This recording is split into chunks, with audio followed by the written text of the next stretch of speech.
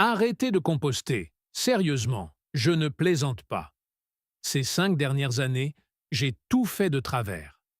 J'ai retourné mon tas de compost 2 fois par semaine. J'ai surveillé les températures et j'ai attendu de 6 mois à 1 an pour que ma matière organique se transforme en compost utilisable. Et vous savez ce que j'ai réalisé? Il existe une technique de jardinage allemande vieille de plusieurs siècles qui fait tout ce que fait mon tas de compost, mais avec zéro retournement, zéro entretien et zéro attente. Ça s'appelle la Hugelkultur. Et je ne parle pas d'une astuce moderne à la mode. C'est une méthode de culture utilisée en Allemagne et en Europe de l'Est depuis au moins les années 1960. Et elle remonte probablement à bien plus loin. La technique est si puissante que Paul Wheaton, l'un des experts en permaculture les plus respectés au monde, construit désormais des buttes de 2 mètres de haut grâce à elle. Et Sepp Holzer, un agriculteur autrichien, a transposé ce concept à des fermes entières, avec des installations s'étendant sur près d'1 kilomètre. Et voici le plus beau. Pendant que vous attendez que votre compost soit prêt, une butte de Hugelkultur fertilise, stocke l'eau et nourrit vos plantes simultanément pour les 20 à 30 prochaines années, sans que vous n'ayez rien à faire. Aujourd'hui, je vais vous montrer exactement comment cela fonctionne. Je vous expliquerai pourquoi un agriculteur allemand a décidé que c'était l'avenir du jardinage. Je vous guiderai dans sa construction. Et oui, c'est plus facile que vous ne le pensez. Et je balayerai l'idée reçue qui empêche les gens de construire ces buts. Qu'est-ce que la hugelkultur exactement? Laissez-moi d'abord vous donner la définition officielle, puis je vous l'expliquerai en langage humain normal. La hugelkultur, se prononçant Hugelkultur, est une technique horticole consistant à construire un monticule à partir de débris de bois en décomposition et d'autres biomasses végétales compostables, pour ensuite y planter comme dans une plate-bande surélevée. C'est la définition technique. Mais voici ce que cela signifie en pratique. Imaginez que vous ayez un tas de bûches tombées dans votre jardin, des branches mortes, du bois pourri, le genre de truc que la plupart des gens brûlent ou broient pour la décharge. Et si, au lieu de vous en débarrasser, vous les enterriez intentionnellement sous votre jardin? C'est ça, la hugelkultur. Vous prenez ce bois, ces bûches, ces branches, ces déchets organiques, et vous les enterrez à environ 1 mètre de profondeur. Ensuite, vous superposez de la matière organique, tonte de gazon, feuilles, compost, fumier, tout ce que vous avez sous la main. Enfin, vous recouvrez le tout de terre et plantez vos légumes directement par-dessus. Voici le génie de la chose. Ce bois, sous terre, ne fait pas que se décomposer. Il se décompose lentement sur des années. Et ce faisant, il accomplit 4 tâches simultanément. Premièrement, il libère des nutriments. Azote, phosphore, potassium, tout ce dont les plantes ont besoin, mais de manière lente et constante. Une grande butte peut fournir des nutriments pendant 20 ans. Dans les climats froids comme le Montana ou le Canada, on parle de 60 ans. Deuxièmement, il absorbe l'eau comme une éponge. Quand il pleut, l'eau pénètre dans la butte et est absorbée par le bois enterré, qui la restitue lentement lors des périodes sèches. Certains jardiniers n'arrosent plus du tout après la première année. Troisièmement, en se décomposant, le bois crée des poches d'air qui aèrent le sol, sans effort de votre part. Votre sol devient meuble et bien drainé, le bois faisant le labour à votre place. Et quatrièmement, cela génère de la chaleur. Les 2 premières années, la décomposition produit de la chaleur, prolongeant votre saison de culture de quelques semaines au printemps et à l'automne. Tout se fait automatiquement. Pas de retournement, pas de surveillance de température, pas d'attente. Pourquoi les Allemands ont-ils inventé ça? Je pense que c'est une question de pragmatisme et d'histoire. En Allemagne et en Europe de l'Est, après la Seconde Guerre mondiale, le paysage était jonché de bois tombés. Les bâtiments bombardés et les forêts endommagées laissaient d'énormes quantités de déchets organiques. À l'époque, Brûler n'était souvent pas autorisé, les réglementations environnementales devenant déjà strictes. Les jardiniers allemands ont dû trouver une solution pour gérer ce bois sans brûler ni enfouir. On dit qu'un jardinier nommé Hermann Andra a popularisé la technique en 1962, même si elle est sans doute plus ancienne. Ils ont remarqué que dans les forêts, le bois mort créait un sol incroyablement fertile, en se décomposant sous les feuilles et les branches. Ils ont donc reproduit ce processus naturel dans leur jardin. La méthode a décollé, surtout avec la montée de la permaculture dans les années 80 et 90, lorsque Sepp Holzer a poussé le concept à l'extrême avec des buttes de 2 mètres de haut sur des kilomètres. Ces résultats étaient si probants qu'il est devenu célèbre. Aujourd'hui, on parle de ces méthodes dans toutes les conférences de permaculture. Holzer n'appelait pas ça Hügelkultur, mais simplement du jardinage. C'est une technique éprouvée qui, bien que longtemps restée en marge du jardinage conventionnel américain, gagne en popularité car elle offre tous les avantages du compostage sans le travail. Laissez-moi vous expliquer la science derrière cette efficacité avec des analogies simples. Commençons par l'eau, car c'est l'avantage le plus flagrant. En enterrant du bois, vous créez une batterie d'humidité souterraine. Imaginez une éponge géante. Le bois est extrêmement absorbant. Une seule bûche peut retenir énormément d'eau. Lors des pluies, l'eau ne s'écoule pas. Elle s'infiltre dans votre butte et est stockée par les bûches. Durant les périodes sèches, alors que les jardins voisins dépérissent, votre butte libère cette eau progressivement. Les recherches montrent que ces buttes peuvent réduire les besoins en irrigation de 50 à 75%. Après la première année, l'arrosage peut même devenir facultatif. Ce n'est pas du marketing, c'est de la science. Le bois stocke l'eau. Une butte de 60 cm retient l'humidité environ 3 semaines. Une de 1,80 peut tenir tout l'été. De plus, cette eau est enrichie en nutriments dissous, issus de la décomposition.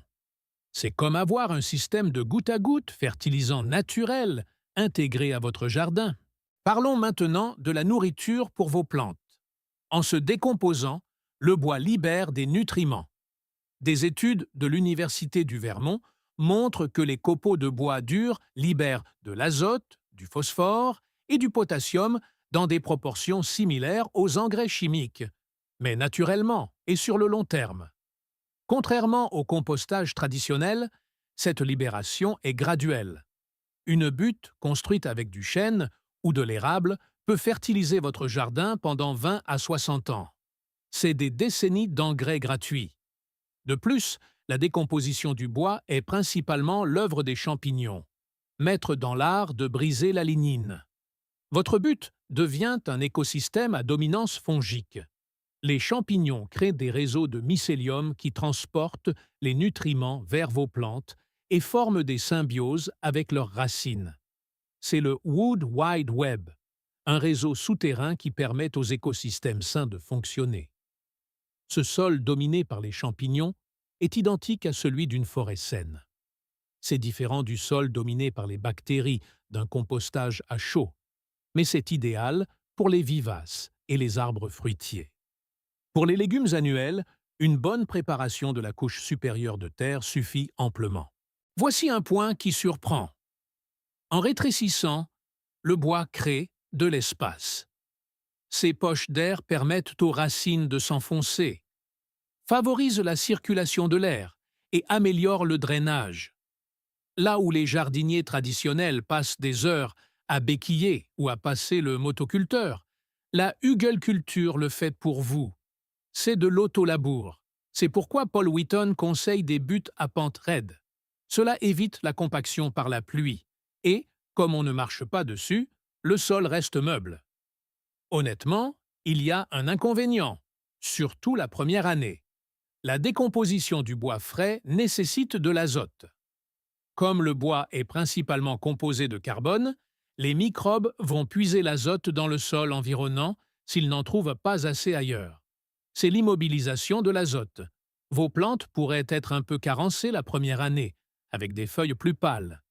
Mais ce n'est pas une fatalité. Si vous utilisez du bois déjà mort depuis quelques années, le problème est moindre car la phase de décomposition intensive en azote est déjà passée. Il existe aussi 3 solutions simples pour contrer cela. Solution 1. Planter des cultures fixatrices d'azote la première année, comme des pois, des haricots ou du trèfle. Ils enrichiront le sol au lieu de l'appauvrir. Solution 2. Enrichissez la couche supérieure, mélangez du compost mûr, des tontes de gazon ou du fumier à votre terre de surface. Les racines y trouveront leur azote sans subir la concurrence du bois en profondeur. C'est la méthode préférée des experts. Solution 3. Utilisez du bois déjà décomposé. Cela élimine pratiquement le problème. Des recherches de l'Université du Wisconsin ont montré que même avec du bois frais, si la couche supérieure est bien préparée, les plantes ne souffrent d'aucune carence réelle. Considérez l'azote emprunté par le bois comme un prêt temporaire.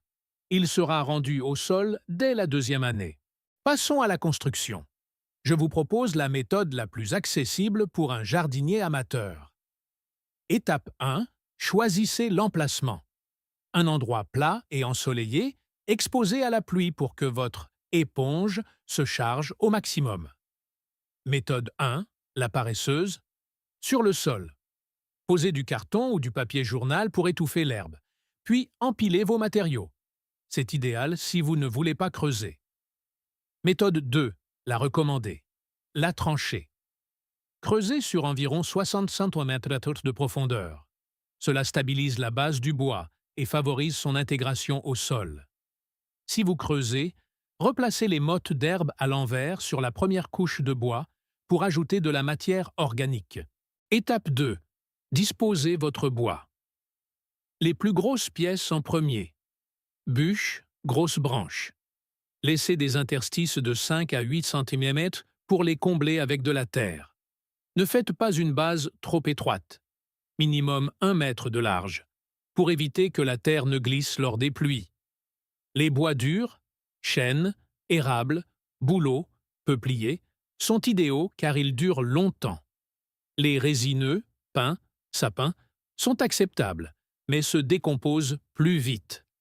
Évitez absolument le noyer noir, toxique, le robinier faux acacia, imputrescible, et le cèdre ou genévrier, antifongique. Étape 3. Ajoutez une couche de terre pour combler les vides entre les bûches et stabiliser le tout. Vous pouvez y ajouter des tontes de gazon ou du fumier pour booster la décomposition.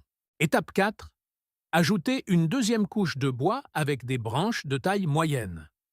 Étape 5. Remettez une couche de terre pour tout recouvrir.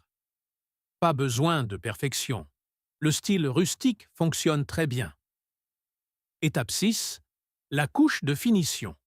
C'est crucial pour la première année. Mettez au moins 15 à 25 cm de terre d'excellente qualité, mélangée à du compost mûr. C'est là que vos plantes vont vivre au début. Si vous craignez le manque d'azote, forcez sur le fumier ou le marc de café ici. Étape 7. Le paillage. Ajoutez 5 à 8 cm de paille, de feuilles ou de copeaux pour isoler et retenir l'humidité. Étape 8. Arrosez abondamment pour tasser l'ensemble et activer la biologie. Quelle taille viser? Une butte de 1 mètre de haut, 2,5 m de long et 1,1 tonne de large est un bon compromis pour un jardin domestique. Plus c'est haut, plus les bénéfices sont importants. Mais cela demande plus de matériaux. À quoi s'attendre après la construction? Année 1, le drainage sera excellent et vos besoins en eau réduits. Le sol va s'enrichir et les vers de terre coloniseront rapidement la butte. Vous noterez un certain affaissement à mesure que le bois se tasse. C'est normal. Rajoutez simplement du compost au sommet. Si le bois était très frais, la croissance pourrait être un peu plus lente au début, mais elle s'accélérera en milieu de saison une fois l'équilibre établi. Année 2 et au-delà. C'est là que la magie opère. La décomposition est lancée, l'azote est restitué et le sol devient incroyablement vivant. L'arrosage devient presque inutile. Les rendements augmentent car l'environnement est optimal, drainé, aéré et riche. Sepp Holzer affirme que ces rendements sont 2 à 3 fois supérieurs à ceux d'un jardin conventionnel. Le plus beau, c'est que vous ne retournerez jamais cette butte. Vous vous contenterez de planter, récolter et pailler. Sur le long terme, avec du bois dur, vous profitez d'un jardin auto-fertile pendant 20, 30 ou même 60 ans. C'est un système installé et oublié pour la gestion du sol. Je sais que certains sont sceptiques face au battage médiatique autour de la hugelkultur. Ce n'est pas un système miracle qui triplera vos récoltes du jour au lendemain. Son efficacité dépend de votre climat et de vos matériaux. Mais la vérité, c'est qu'elle réduit radicalement l'arrosage, élimine l'achat d'amendements annuels, recycle vos déchets de bois et crée un sol structuré pour des décennies. C'est un système solide qui en vaut la peine. Mon défi pour vous, si vous avez du bois mort, essayez de construire une butte de 1 mètre.